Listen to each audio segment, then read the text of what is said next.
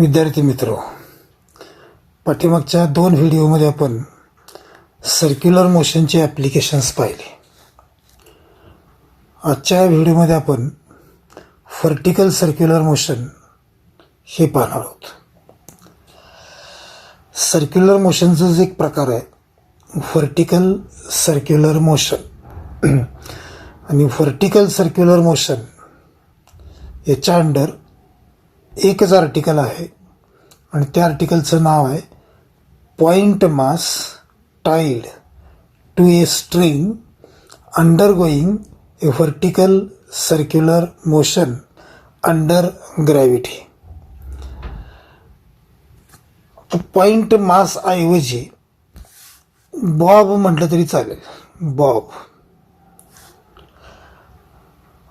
Point mass ऐवजी bob म्हटलं तर या आर्टिकलचं नाव असं येईल की bob tied to a string undergoing vertical circular motion under gravity.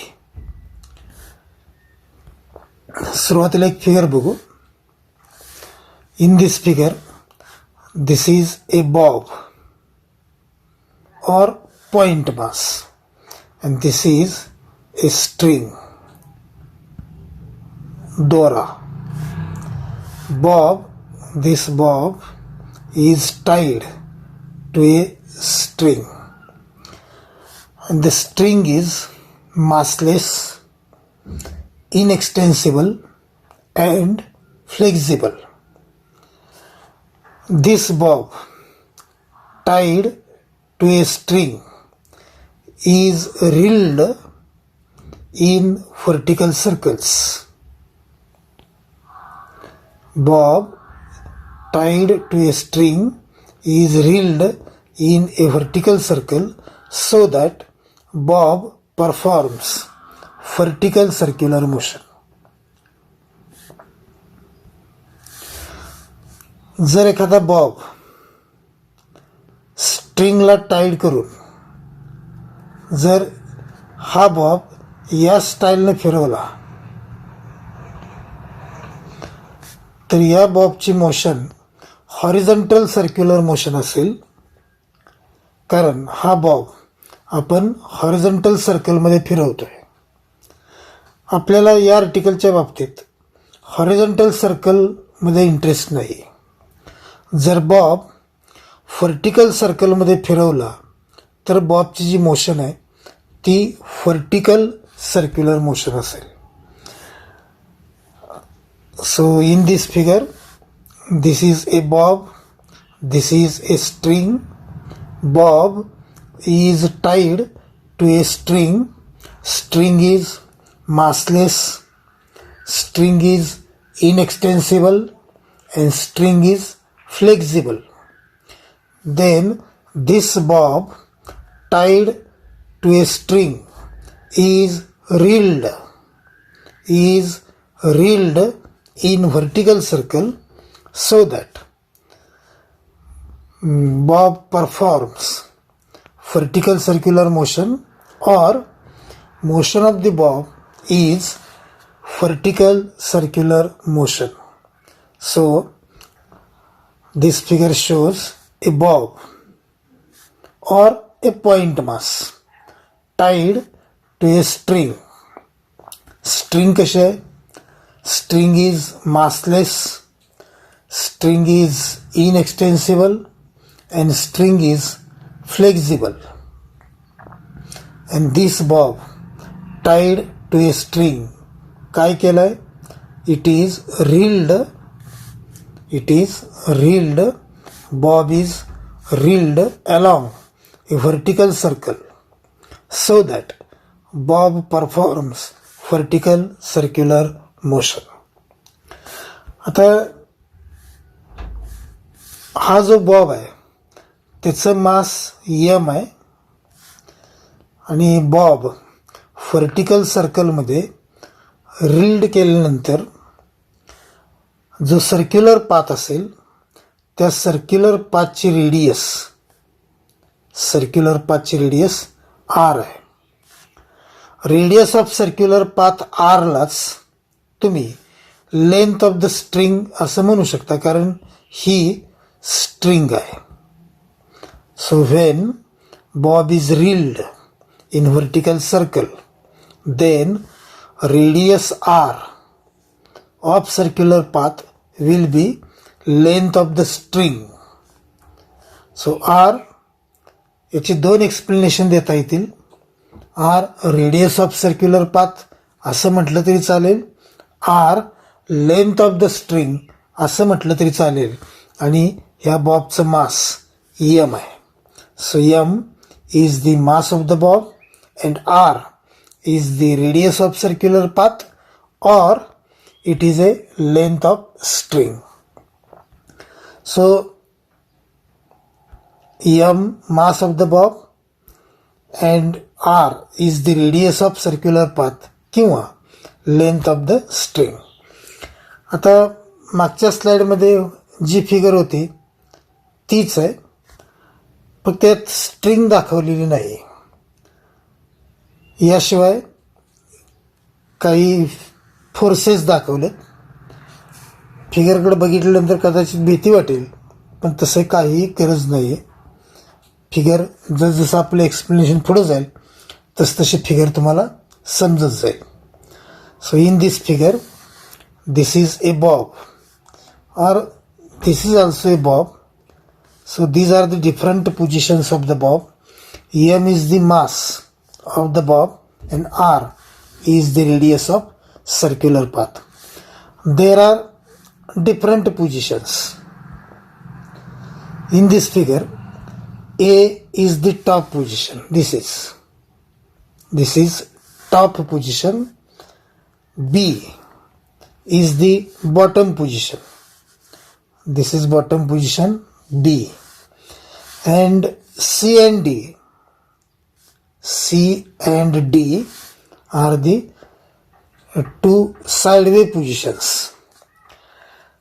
तर बॉब व्हर्टिकल सर्कलमध्ये फिरत असताना त्याच्या अनेक पोझिशन्स असू शकतात, पण त्यातल्या 4 पोझिशन्स आपण इथे विचारात घेतोय. सगळ्यात वरती जी आहे ती टॉप पोझिशन A, सर्वात खाली जी आहे ती बॉटम पोझिशन B, तर C आणि D या 2 साइडवे पोझिशन्स आहेत.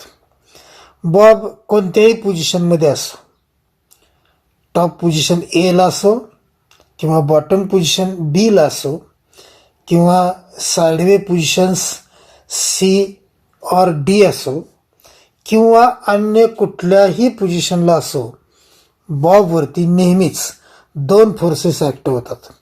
There are 2 forces acting on the bob at any position.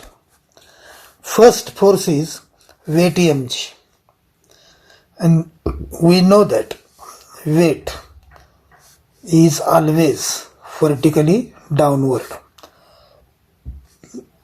So at any position there are 2 forces acting on the bob. First one is weight mg. Weight mg is along vertically downward, and second force is tension in the string, and tension in the string is always along the string and directed towards O. Bob कोणत्याही पोझिशनमध्ये असो, बॉबवरती act होणारे हे 2 forces, one is weight mg, other is tension in the string. Weight mg is along vertically downward and tension in the string is along the string but directed towards center O. So these are the 2 positions, so 2 forces. आता इथे एक गोष्ट लक्षात घ्या, 2 forces पैकी first force weight mg जो आहे तो कॉन्स्टंट असतो. बॉब कोणत्याही पोझिशनला असो, बॉबवरती वेट mg ॲक्ट होणारच, आणि वेट mgची मॅग्निट्यूड ही कॉन्स्टंट असते. पोझिशन एला बॉब असो किंवा बॉबची पोझिशन बी असो किंवा अन्य कुठलीही असो, बॉबवरती ॲक्ट होणारा फर्स्ट फोर्स वेट mg याची मॅग्निट्यूड ही कायम कॉन्स्टंट असते, ती बदलत नाही. परंतु second force acting on the bob is tension in the string, आणि हा फोर्स याची magnitude location to location different असते, पोझिशन टू पोझिशन डिफरंट असते. आता लहान असताना किंवा अजूनसुद्धा आपण अशा प्रकारचा चाळा करत असतो. कुठली तरी एखादी वस्तू, मग ते किचन असेल किंवा काही असेल, हातात पकडून आपण गोल गोल फिरवतो. तसंच हा प्रकार आहे. इथं जो बॉब आहे तो वरून खाली येत असताना टेन्शन इन द स्ट्रिंग वाढत जातं, तर खालून वर जाताना टेन्शन इन द स्ट्रिंग हे कमी कमी होत जातं. म्हणून टेन्शन इन द स्ट्रिंग हा जो सेकंड फोर्स बॉबवरती ॲक्ट होतो त्याची मॅग्निट्यूड कॉन्स्टंट नसते, ती पोझिशन टू पोझिशन बदलत जाते. बॉब वरून खाली येताना टेन्शन इन द स्ट्रिंग वाढत जातं, तर बॉब खालून वरती जाताना टेन्शन इन द स्ट्रिंग कमी कमी होत जातं. याचा अर्थ टेन्शन सतत बदलत राहतं. टॉप पोझिशन एला टेन्शन इन द स्ट्रिंगची किंमत कमी असते, तर बॉटम पोझिशन बीला टेन्शन इन द स्ट्रिंगची किंमत जास्त असते. असं वेट एमजीचं नाही आहे. टॉप पोझिशन एला असेल तरी वेटची मॅग्निट्यूड एमजीच, बॉटम पोझिशन बीला असेल तरी वेटची मॅग्निट्यूड एमजीच. अन्य कुठल्याही पोझिशनला असो वेटची मॅग्निट्यूड एमजी ही कॉन्स्टंट राहते. परंतु टेन्शन इन द स्ट्रिंग याची मॅग्निट्यूड सतत बदलत राहते. टॉप पोझिशन एला सर्वात कमी, तर बॉटम पोझिशन बीला सर्वात जास्त. तर इतर कोणत्याही पोझिशनला त्या दोन्ही किमतींच्या दरम्यान असते. तर हे एक लक्षात घ्या, weight MG is constant but tension in the string is different for different position. Now we will consider top position A. Just म्हटलं की tension position to position different असतं, बदलत जातं. ए या टॉप पोझिशनला टेन्शन इन द स्ट्रिंग हे T आहे. आणि जसं टेन्शनच्या बाबतीत म्हटलं आपण की वरून खाली येताना टेन्शन इन द स्ट्रिंग वाढत जातं, तर खालून वर जाताना टेन्शन इन द स्ट्रिंग कमी होत जातं. त्याचप्रमाणे बॉबचं जे स्पीड आहे, बॉबचं स्पीड ते सुद्धा वरून खाली येताना हे वाढत जातं, तर खालून वर जाताना ते कमी कमी होत जातं. एखाद्या दगडाला दोरी बांधून आपण जरी फिरवलं व्हर्टिकल सर्कलमध्ये, तरी दगड खाली येताना त्याचं स्पीड वाढत जाईल, वरती जाताना त्याचं स्पीड कमी कमी होत जाईल. मग जसं टेन्शन डिफरंट पोझिशनला डिफरंट असतं, तसं बॉबचं स्पीडसुद्धा डिफरंट पोझिशनला डिफरंट असतं. ए या पोझिशनला tension in the string is T A. Similarly speed of the bob at position A is V A. आता फिगरकडे लक्ष द्या.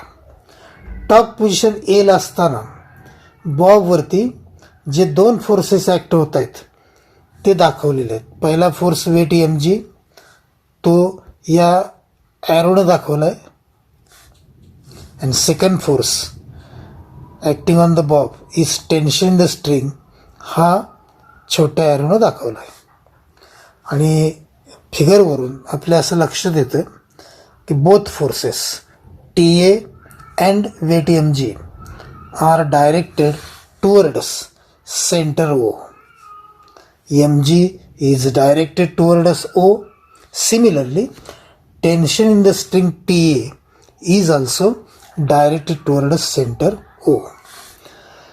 किंवा आपण असं म्हणू शकतो की both T A and M G are in the same direction, both are directed towards center O. TA and mg, as both are directed towards center O, then TA and mg both combinedly acts as a centripetal force. TA आणि mg दोघं मिळून combinedly centripetal force म्हणून act होतात. किंवा आपण असं म्हणू शकतो की TA plus mg acts as a centripetal force. इथं प्लस का, तर त्याचं उत्तर वरच्या वाक्यामध्ये आहे की both are TA and mg both are directed towards O. जर एक डायरेक्टेड टुवर्ड्स O असता आणि दुसरा अवे फ्रॉम O असता तर इथं प्लसच्या ऐवजी मायनस लिहावं लागलं असतं.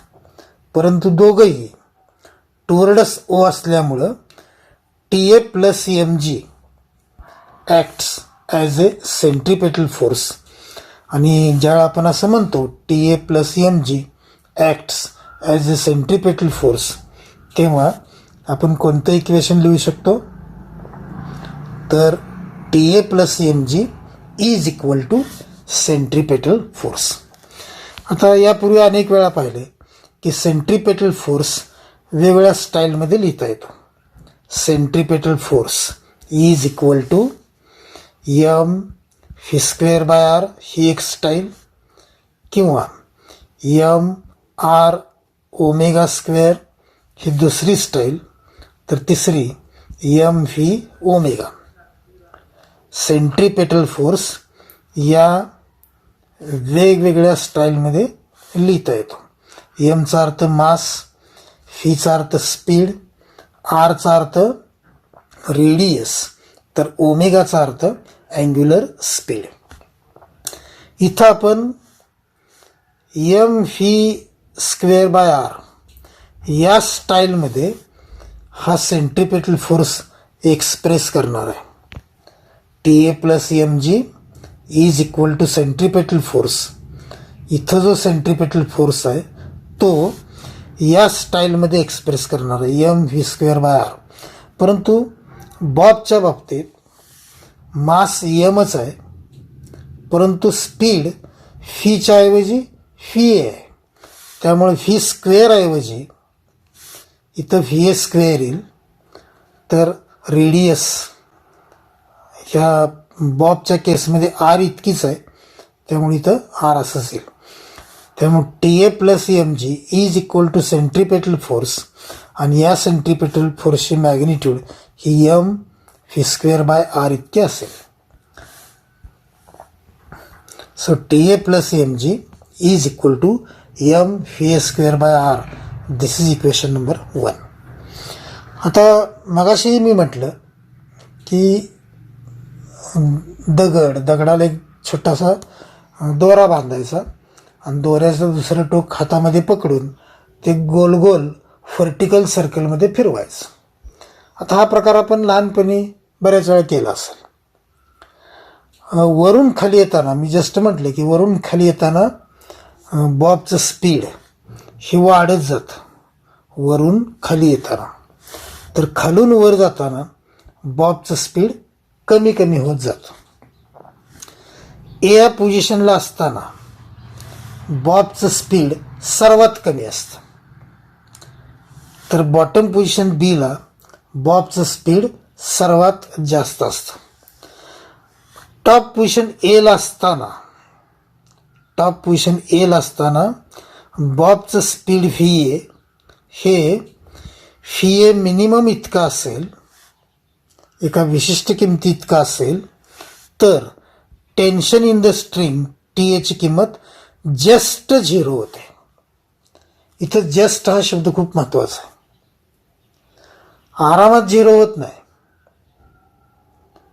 तर तो जस्ट 0 होतो. जर बॉबचं स्पीड VA ची किंमत फी मिनिमम इतकी असेल, तर tension in the string at position A TA ची किंमत जस्ट बिकम्स 0. मग इक्वेशन 1 मध्ये जिथं VA आहे, तिथं VA मिनिमम लिहिलं, तर जिथं TA आहे तिथं 0 लिहावं लागेल. जिथं VA आहे तिथं VA मिनिमम आणि जिथं T आहे तिथं 0 लिहावं लागेल. आणि त्या अगोदर आपण असं म्हणू शकतो की for minimum possible value of speed VA, हे सुरुवातीचं वाक्य महत्वाचं आहे. Minimum possible value of speed VA, then tension TA just becomes 0. आता हे वाक्य मॅथमॅटिकली कसं मांडायचं? So when VA is equal to VA minimum, when VA is equal to VA minimum, then TA just becomes 0. TA is equal to 0, and therefore equation 1 becomes, जिथं VA आहे तिथं VA minimum, तर जिथं T आहे तिथं 0. Then equation 1 becomes 0 plus mg is equal to m VA square minimum by R. फक्त आपण काय केलं, जिथं VA आहे तिथं VA मिनिमम लिहिलं, जिथं T आहे तिथं 0 लिहिलं. आता 0 नाही लिहिलं तरी चालेल, आणि त्यामुळे हे इक्वेशन असं होईल, mg is equal to m VA square minimum by R. इक्वेशनच्या दोन्ही साईडला m आहे ते थ्रूआउट कॅन्सल केलं तर G is equal to VA square minimum by R हे इक्वेशन मिळेल. हे इक्वेशन VA स्क्वेअर मिनिममसाठी असं लिहिता येईल की VA square minimum is equal to RG. हे R इकडे घेतलं तर VA square minimum is equal to RG किंवा GR असं लिहिता येईल. So VA square minimum is equal to RG. दोन्ही बाजूला स्क्वेअर रूट घेतलं तर VA minimum is equal to root RG, and this is minimum possible speed of the bob at top position A. आता इथे एक लक्षात घ्या,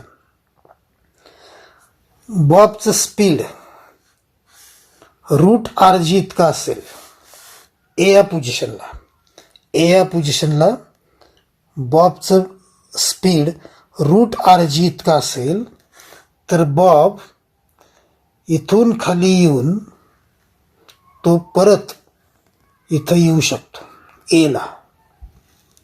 परंतु बॉबचं स्पीड रूट RG पेक्षा कमी असेल टॉप पोझिशन एला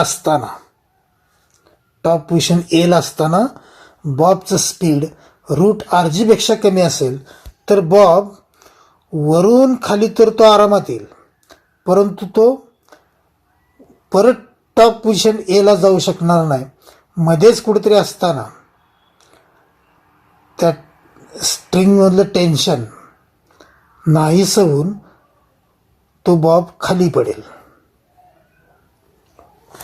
मी काय म्हणते लक्षात घ्या, बॉबचं स्पीड टॉप पोझिशन एला असताना रूट RG इतका असेल तर तो बॉब ए पासून बी पर्यंत येईल, बी पासून जस्ट ए पर्यंत येऊ शकतो. परंतु बॉबचं स्पीड रूट RG पेक्षा कमी असेल ए या पोझिशनला असताना तर तो बॉब वरून खाली तर येईलच, परंतु बी पोझिशनपासून ए पोझिशनकडे जाताना तो आधेमध्येच कुठेतरी थांबेल. त्या स्ट्रिंगमधलं टेन्शन नाहीसं होईल आणि तिथून तो खाली येईल, तो टॉप पोझिशन ए पर्यंत पोचू शकणार नाही. आणि या उलट जर बॉबचं स्पीड ए या पोझिशनला रूट RG पेक्षा जास्त असेल तर तो बॉब आरामात गरगर फिरू शकेल. अनेक वेळा तो वरून खाली येईल, खालून वरती जाईल, परत तो वरून खाली येईल.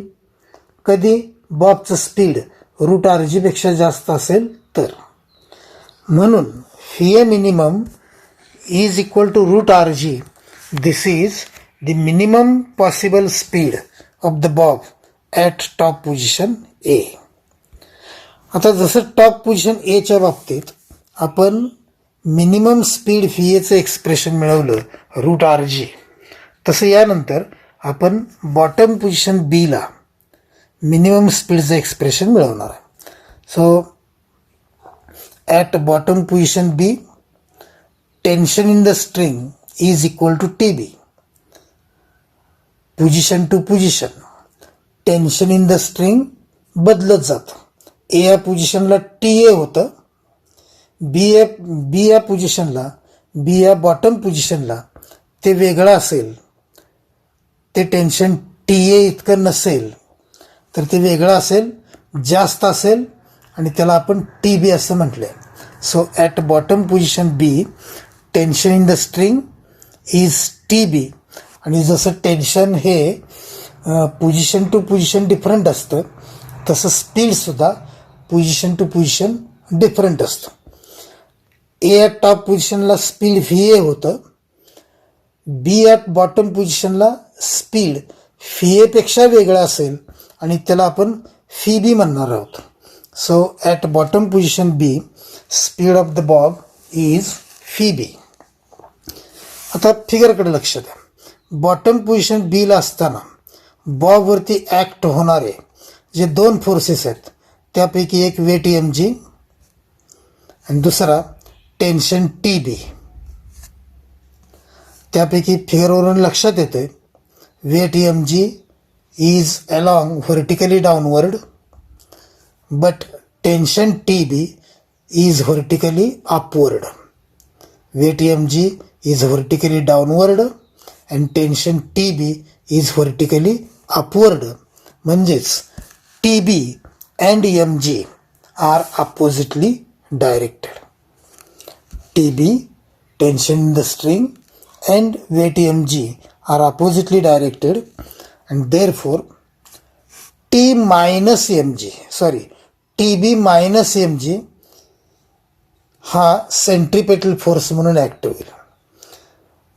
टॉप पोझिशन एच्या बाबतीत T A and M G both are directed vertically downward.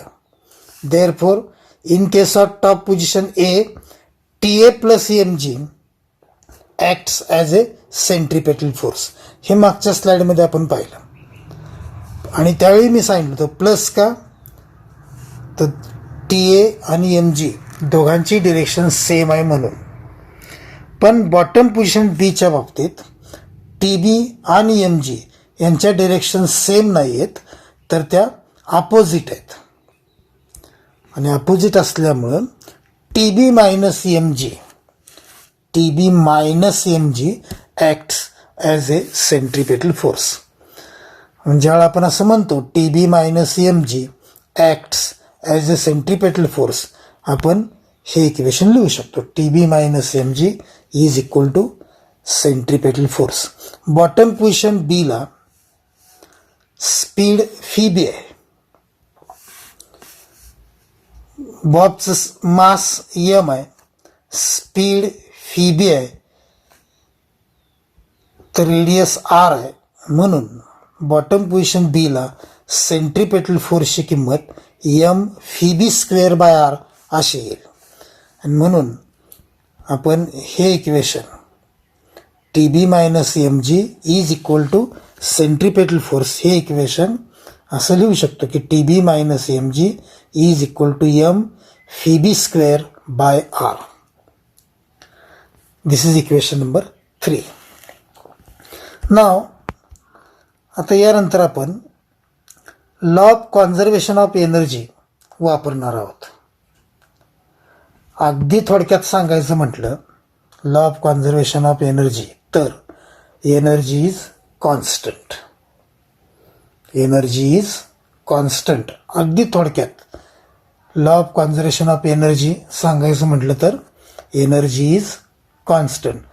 त्याचं स्टेटमेंट जे आहे ते तुम्हाला यापूर्वी अनेक वेळा गेलेलं आहे आणि ते स्टेटमेंट ॲक्च्युली असं आहे, energy can neither be created nor be destroyed but it is converted from one form to अनादर.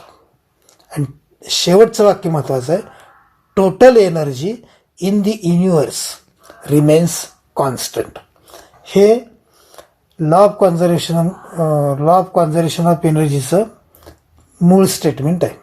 Energy can neither be created nor be destroyed but it can be converted from one form to another form and total energy of universe remains constant.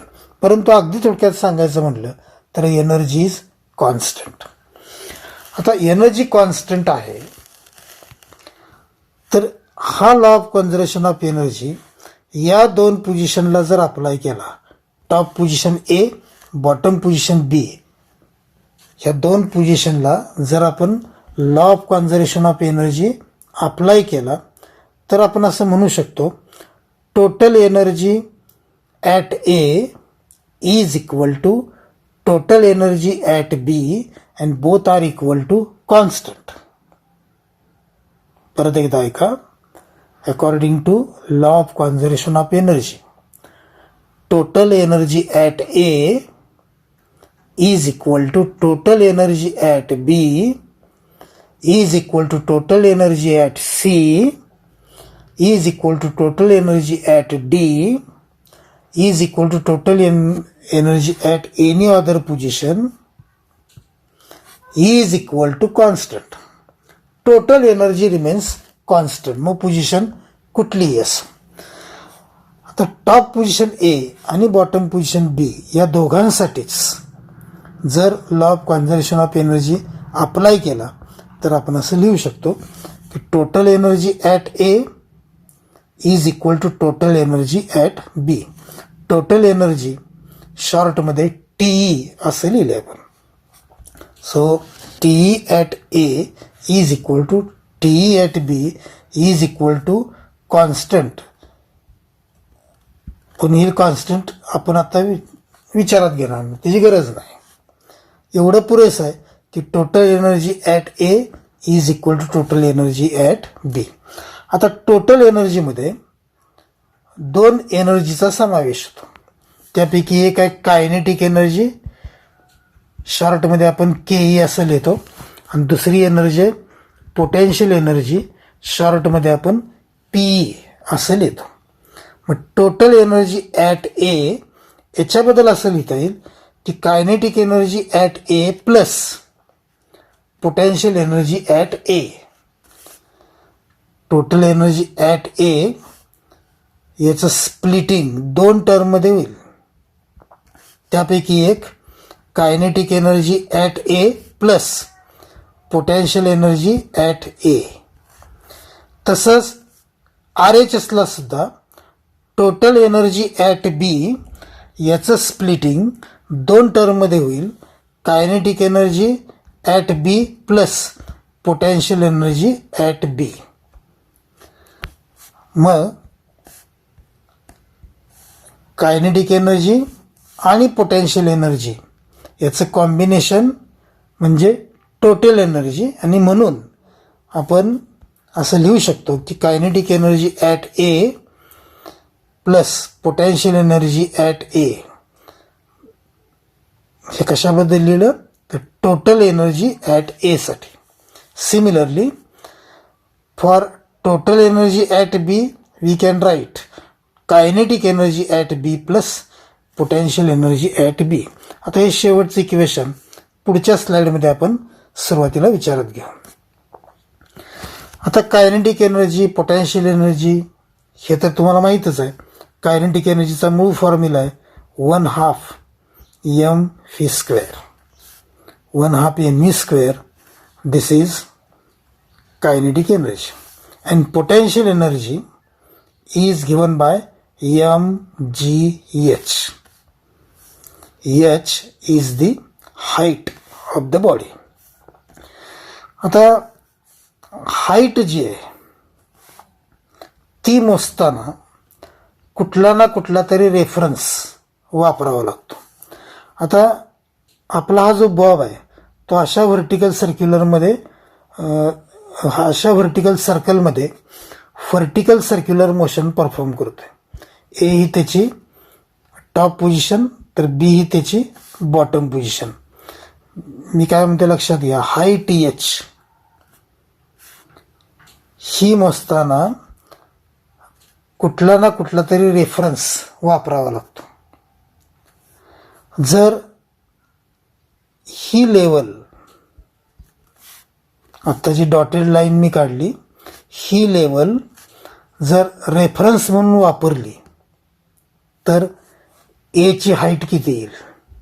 Top position ए ची height ही बी पासून ओ पर्यंत R इतकी height, तर ओ पासून ए पर्यंत R इतकी height. म्हणून dotted लाईननी दाखवलेली जी रेफरन्स लाईन आहे त्या लाईनपासून ए ची height R plus R 2r इतकी येईल. तर बी ही बॉटम पोझिशन रेफरन्स लेवललाच असल्यामुळं बी ची हाईट 0 येईल. परत एकदा नीट लक्षपूर्वक ऐका. आपला बॉब व्हर्टिकल सर्कलमध्ये व्हर्टिकल सर्क्युलर मोशन परफॉर्म करतोय. ए ही त्याची टॉप पोझिशन, बी ही त्याची बॉटम पोझिशन. आणि पोटेन्शियल एनर्जीमध्ये हाय टी एच असते आणि हाय टी एच मोजताना काहीतरी रेफरन्स वापरावा लागतो. जर आपण ही डॉटेड लाईन रेफरन्स म्हणून वापरली तर ए ची हाईट रेफरन्सपासून आर प्लस आर 2r इतकी येईल. तर बी ची हाईट 0 येईल आणि बी ची हाईट 0 आल्यामुळं पोटेन्शियल एनर्जी ॲट बी याची किंमत 0 येईल. आणि रेफरन्स कोणता वापरायचा याची चॉईस आपल्याला आहे. आपण आपल्या याने कुठलीही लेवल रेफरन्स लेवल म्हणून वापरू शकतो. जर आत्ता दाखवलेली डॉटेड लाईन ही जर रेफरन्स म्हणून वापरली तर ए ची हाईट 2r येईल, तर बी ची हाईट 0 येईल. पण त्याऐवजी ही कंटिन्युअस लाईन रेफरन्स लाईन म्हणून वापरली तर मात्र ए ची हाईट r येईल, तर बी ची हाईट -r येईल, कारण रेफरन्स लेवलच्या खाली बी असल्यामुळे. आपण कुठलीही लेवल रेफरन्स म्हणून वापरू शकतो. पण ही जी डॉटेड लाईन आहे बॉटम पोझिशन बीला दाखवलेली, ही लाईन रेफरन्स लाईन म्हणून वापरणं हे जास्त सोयीचं आहे. म्हणजे तिथं निगेटिव्ह चिन्हाचा प्रश्न येत नाही. तर इन ऑल काय सांगितलं मी? कायनेटिक एनर्जीबद्दल 1/2 mv² हा फॉर्म्युला वापरून कायनेटिक एनर्जी ॲट ए ची किंमत लिहिता येईल. तसंच कायनेटिक एनर्जी ॲट बी ची पण किंमत लिहिता येईल. तर mgh हा फॉर्म्युला वापरून potential energy at A, potential energy at B दोघांची किंमत लिहिता येईल. हा एक भाग. दुसरं असं की ॲट पोझिशन एला स्पीड व्ही आहे आणि त्यामुळं ॲट पोझिशन एला कायनेटिक एनर्जी 1/2 mv² येईल. प्लस ॲट पोझिशन एला हाईट एचची किंमत 2r आहे, म्हणून पोटेन्शियल एनर्जी ॲट ए याची किंमत या फॉर्म्युल्यानुसार mg × 2r इतकी येईल. आता कायनेटिक एनर्जी ॲट बी ची किंमत मिळवताना ॲट बॉटम पोझिशन बीला speed of the Bob V आहे. बॉटम पोझिशन बीला स्पीड व्ही असल्यामुळं कायनेटिक एनर्जी ॲट बी ची किंमत 1/2 mv² अशी येईल. तर बॉटम पोझिशन बीला हाईट एचची किंमत 0 आल्यामुळं पोटेन्शियल एनर्जी ॲट बीची किंमत 0 येईल. आणि त्यामुळं वरचं इक्वेशन या स्वरूपात आपल्याला लिहिता येईल. 1/2 mva² plus mg into 2r is equal to 1/2 mvb² plus 0. So above equation becomes 1/2 mva² plus mg into 2r is equal to 1/2 mvb² plus 0. आता 0 नाही लिहिले तरी चालेल. आणि याच्यानंतर हे इक्वेशन असं पण लिहिता येईल. mg इंटू 2r म्हणजे 2mgr 1/2 mva² RHSला ट्रान्सफर केलं तर ते मायनस 1/2 mva² येईल. तर 1/2 mvb² आहे असं RHSला राहील. याशिवाय 0 आपण लिहिलेलं नाही, काही गरज नाही त्याची. यानंतर 3 टर्म्स आहेत. तिन्ही टर्ममध्ये m मास हे आहेच आणि थ्रॉट कॅन्सल केलं m तर इक्वेशन असं होईल. 2rg is equal to 1/2 vb² minus 1/2 va². आपण मास m हे थ्रॉट कॅन्सल केलं. आता जे 3 टर्म्स आहेत त्या प्रत्येक टर्मला 2 न मल्टिप्लाय करायचं, 2 न गुणायचं. मग ते इक्वेशन असं होईल. 1/2 vb² 1/2 vb² याला 2 न मल्टिप्लाय केलं तर फक्त vb² राहील. 1/2 va² याला 2 न मल्टिप्लाय केलं तर फक्त va² राहील. तर 2rgला 2 न मल्टिप्लाय केलं तर ते 4rg होईल. आपण तिन्ही टर्मला 2 न मल्टिप्लाय केलं. याशिवाय आपण RHS LHSला लिहिले तर LHS हे RHSला लिहिले.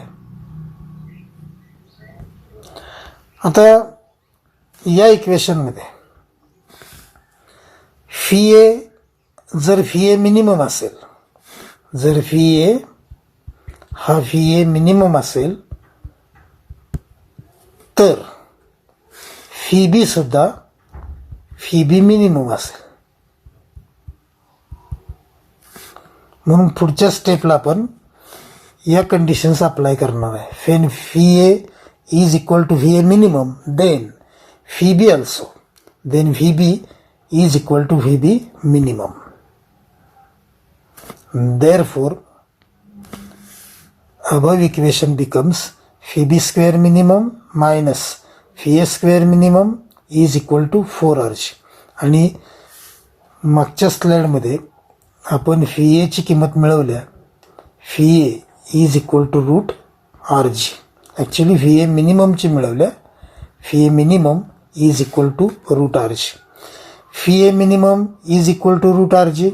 देन VA² मिनिमम याची किंमत फक्त rg असेल, स्क्वेअर रूट निघून जाईल. मग तो बदल आपण पुढच्या स्टेपमध्ये करणार आहोत. But VA minimum is equal to root rg and therefore VB² minimum minus rg is equal to 4rg. आता मायनस rg RHSला ट्रान्सफर केलं तर प्लस rg होईल आणि त्यामुळं VB² minimum is equal to 4rg plus rg आणि अर्थातच 4rg plus rg means 5rg. So VB² minimum is equal to 5rg. दोन्ही बाजूला स्क्वेअर रूट घेतलं तर VB minimum is equal to root 5rg. And this is minimum possible speed of the bob at bottom position B. आता इथे आपण म्हणू शकतो bottom position बीला असताना जर बॉबचं स्पीड रूट 5rg इतका असेल तर बॉब बी पासून ए पर्यंत जस्ट येऊ शकतो. जस्ट जर बॉटम पोझिशन बीला बॉबचं स्पीड रूट 5 RG पेक्षा जास्त असेल तर बॉब ए पर्यंत, बी पासून ए पर्यंत आरामात येऊ शकतो. रूट 5 RG इतका असेल तर जस्ट येऊ शकतो, पण रूट 5 RG पेक्षा जास्त असेल तर तो आरामात ए पर्यंत येऊ शकतो. पण जर बॉबचं स्पीड ॲट बॉटम पोझिशन बी हे जर लेस दॅन रूट 5 RG इतका असेल तर मात्र बॉब ए पर्यंत पोचू शकणार नाही. तो मध्येच कुठेतरी आल्यानंतर ती जी स्ट्रिंग आहे ती अशी लूज पडेल आणि हा बॉब असं खाली येईल. So Pb minimum is equal to root 5 RG. This is minimum possible speed of the bob at bottom position B. Then sideway positions C or D. आता पोझिशन सी असो किंवा डी असो, दोन्ही पोझिशनला आपल्याला मिनिमम स्पीड ची किंमतचं expression मिळवायचं आहे. पण कुठल्याही पोझिशन विचारात घेतली तरी एक्सप्रेशन आपल्याला तेच मिळणार आहे. म्हणून एकच पोझिशन विचारात घेऊ. Let us consider position C. At position C tension in the string is TC, फिगरमध्ये दाखवलं आहे. And speed of the bob at sideway position C is Vc. इथं आपण directly law of conservation of energy वापरणार आहोत. Top position A आणि sideway position C दोघांसाठी law of conservation of energy वापरणार आहोत. जस्ट मागच्या स्लाईडमध्ये आपण A आणि B या दोन पोझिशनसाठी law of conservation of energy वापरलेला होता आणि तो असा लिहिला होता की total energy at A is equal to total energy at B. अगदी सेम स्टाईलनं ए आणि सी या दोन पोझिशनसाठी law of conservation of energy आपण असं लिहिणार आहोत.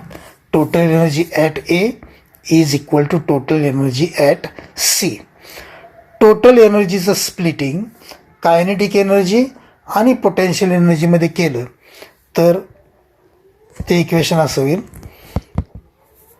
की टोटल एनर्जी ॲट ए साठी kinetic energy at A plus potential energy at A. Total energy at C साठी kinetic energy at C plus potential energy at C.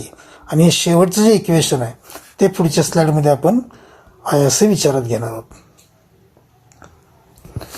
आता मगाशी just पाहिले आपण कायनेटिक एनर्जी लिहिताना मूळ फॉर्म्युला 1/2 mv², तर potential energy लिहिताना मूळ फॉर्म्युला mgh. ए साठी हाईट एचची किंमत 2r आहे हे आपण मागं पाहिले. आता सी साठी जर हा डॉटेड लाईन रेफरन्स म्हणून वापरला तर सीची हाईट ही एवढी येईल. सी या पोझिशनची height radius of circular path एवढी येईल की जी आर इतकी आहे. म्हणून सी साठी एचची किंमत आर येईल, तर ए साठी हाईट एचची किंमत 2r येईल. मग कायनेटिक एनर्जी ॲट ए साठी 1/2 mv² हे आपण पाठीमागं पाहिलं, plus potential energy at A साठी mg × 2r. Kinetic energy at C साठी लिहित असताना ॲट सीला speed of the bob Vc आहे. Speed of the bob Vc असल्यामुळं kinetic energy at C mvc² असेल 1/2 mvc². तर सी साठी हाईटची एचची किंमत आर असल्यामुळं पोटेन्शियल एनर्जी ॲट सीची किंमत एम जी इंटू आर म्हणजेच एम जी आर इतकी येईल. तर असं ते इक्वेशन लिहिता येईल नेक्स्ट स्टेपला.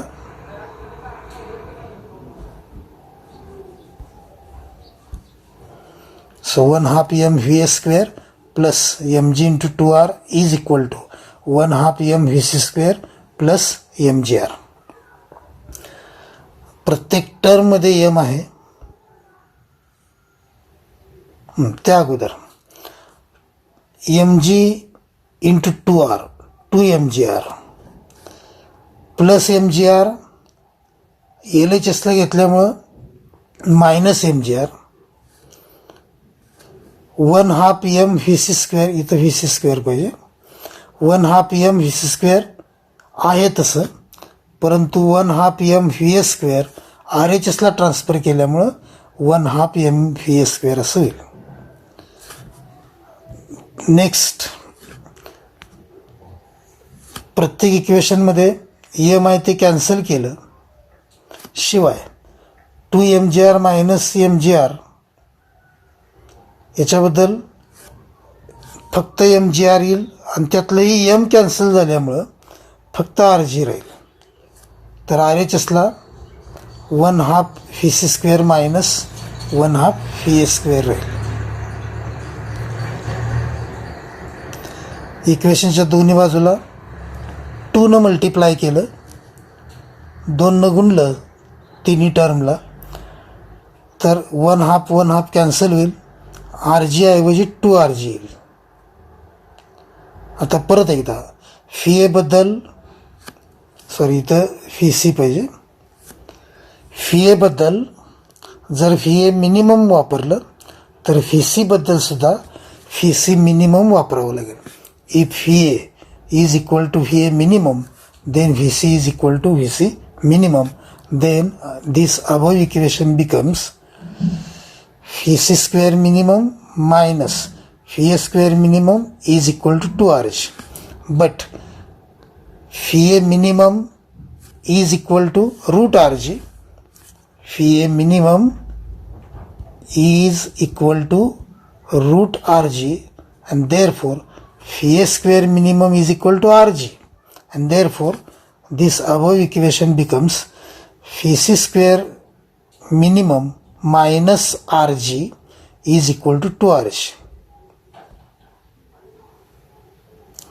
and therefore VC square minimum is equal to 2RG plus RG minus RG, RHSला ट्रान्सफर केल्यानंतर plus RG. therefore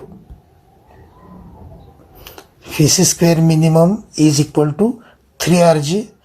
Taking square root on both sides, we get VC minimum is equal to root 3RG, and this is minimum possible speed of the bob at sideway position D. Sideway position 2 आहेत, C आहे आणि D आहे. आपण हे expression मिळवताना sideway position C consider केले, परंतु सीच्या ऐवजी डी कन्सिडर केली असती तरी तुम्हाला रूट 3RG हेच एक्सप्रेशन मिळालं असतं. So similarly V D minimum is also equal to root 3RG. Therefore V C minimum is equal to V D minimum and both are equal to root 3RG. Then difference in tensions at top and bottom position. आत्तापर्यंत आपण स्पीडचे 3 expression मिळवले. पहिलं होतं fee ए, दुसरं होतं V बी, तर तिसरं होतं फी सी. फी ए मिनिममची किंमत होती रूट RG, फी बी मिनिममची किंमत होती रूट 5RG, तर व्ही सी मिनिममची किंमत होती रूट 3RG. आता स्पीड नंतर डिफरन्स इन टेन्शन्स याचं एक छोटंसं एक्सप्रेशन आहे ते आपल्याला मिळवायचं. So at top position A tension is TA, at bottom position B tension is TB. हे दोन्ही आपण यापूर्वी पाहिले आणि मी असंही म्हटलं होतं की tension is minimum at top position A while tension is maximum at bottom position B and therefore TB is greater than TA.